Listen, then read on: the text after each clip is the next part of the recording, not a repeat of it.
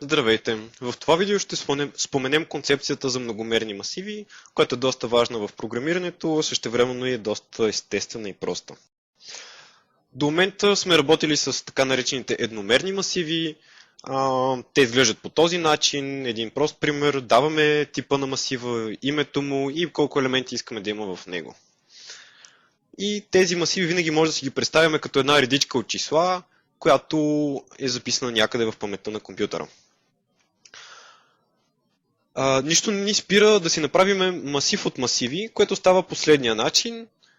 Например, това е масив от 1000 масива, всеки от които е от 1000 елемента. Тези двумерни масиви може да си ги представяме като таблички от числа. Може да ги инициализираме последния начин, тук както е отбелязано.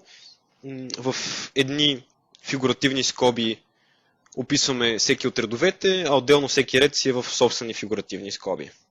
Отново виждате как това оформя нещо като табличка. Много често двумерните масиви се наричат матрици, а пък едномерните се наричат просто масиви. Това е за да не се говори толкова много, за да не се объркват хората в двата термина като си говорят.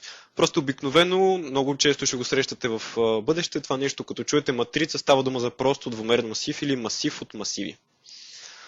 А като чуете масив, обикновено хората имат предвид едномерен масив. Разбира се, ако се каже специално, че е двумерен или многомерен, може да стане по-ясно. Аналогично може да се направим масиви от масиви от масиви, като този пример, който виждате на слайда, е масив от 1000 масива от масиви. Тоест може да си представим, че това е масив от 1000 матрици. От 1000 двумерни масиви, това се нарича тримерен масив. Защо е тримерен? Защото има 1, 2, 3 измерения. Това, ако желаете да си го представяте, може да си го представяте като купче или като нещо тримерно, например като тримерна таблица, в която във всяка една клетка има по някое число. Но обикновено няма да ви се налага да си го представяте. И ако имате нужда от тримерни масиви, ще си представяте нещо друго, което е свързано с конкретната задача, или въобще няма да ви трябва да го представяте като нещо видимо. Помислете колко елемента има в този масив. Това би било интересна задача, чисто за да разберете, че концепцията за тримерни масиви ви е достатъчно ясна. Аналогично може да направим колкото си искаме мерни масиви. Ето тук има един 5-мерен масив, където всяко измерение има по 10 възможни стойности. Тук пак може да си зададем въпроса колко елемента има в този 5-мерен масив. В първото измерение имаме 10 възможни стойности, т.е. 10 елемента, във второто 10 елемента, 10, 10, 10.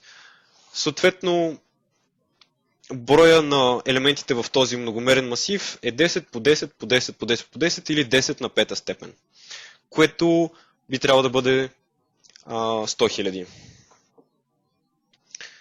Тоест това е масив от 100 000 елемента. Имайте предвид, че когато добавяте ново измерение, това умножава броя на стойностите в този масив по колкото елемента има в това измерение.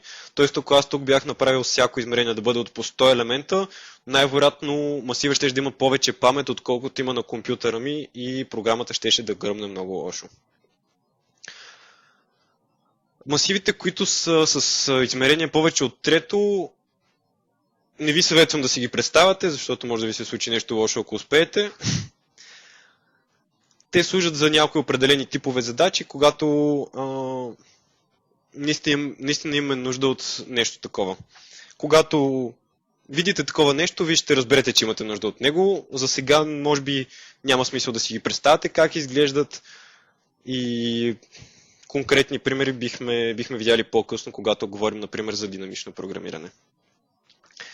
От тези няколко неща, които разгледахме, най-практични са двумерните масиви или матрици. Те са чудесни за представяне, например, на лабиринти, където всяка клетка показва дали съответната част от лабиринта е свободна за преминаване или е стена на лабиринта. Може да си представяме всякаква таблични данни, например по редовете може да са ни ученици, по колоните да бъдат предмети и всяка стойност да бъде колко е оценката на ученика по дадения предмет и така нататък. Имат огромно приложение и в състезателните задачи, и в реалното програмиране. Това беше за това видео. Благодаря ви за вниманието. Надявам се да ви е харесало. Ако имате някакви коментари и препоръки, винаги може да ги пишете в коментар към видеото или да ми пишете лично.